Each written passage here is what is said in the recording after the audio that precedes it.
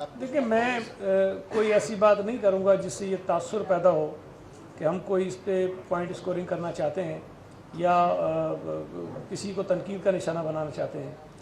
इस वक्त जो हालात हैं ये हालात तकाजा करते हैं कि तमाम हुकूमतें, तमाम सियासी जमातें, तमाम जो तंजीमें हैं इस मुल्क में, चाहे वो सियासी और गैर सियासी हों, हर तबका जो है वो मिलकर इस जो वबा है, बड़ी ख़तरनाक वबा है, इसका मुकाबला करें। मुझे वो तेज़ी नज़र नहीं आ रही वफाकी हुकूमत या दीगर सूबों में इक़दामात की जो हालात जिसका तकाजा करते हैं।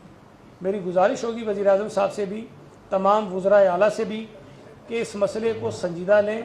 ये बहुत ख़तरनाक बात है। अगर एक मरतबा ये इशू हमारे हाथ से निकल गया और खुदा न खास्ता इटली की तरह, ईरान की तरह या इवन फ्रांस की तरह या स्पेन की तरह हालात यहाँ पैदा हो गए तो हमारे लिए हालात को कंट्रोल करना नामुमकिन हो जाएगा।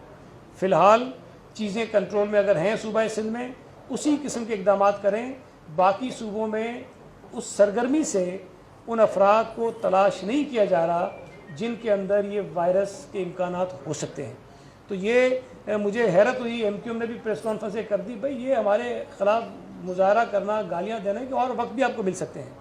इस वक्त ये टाइम नहीं है कि आप इन चीज़ों में पढ़ें। कि मैं तो समझ रहा था कि प्रेस कॉन्फ्रेंस हो इस पर कोरोना वायरस पर करेंगे कि हम हुकूमत के साथ खड़े हैं और शहरियों के साथ खड़े हैं और लोगों के साथ खड़े हैं, लेकिन उन्होंने प्रेस कॉन्फ्रेंस जो की वो कोई और थी।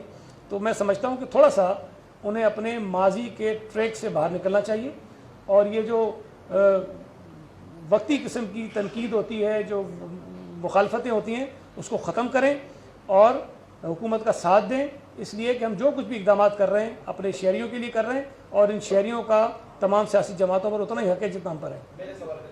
क्या था? फूड स्ट्रीट सारी खुली नहीं है। जी जी जी।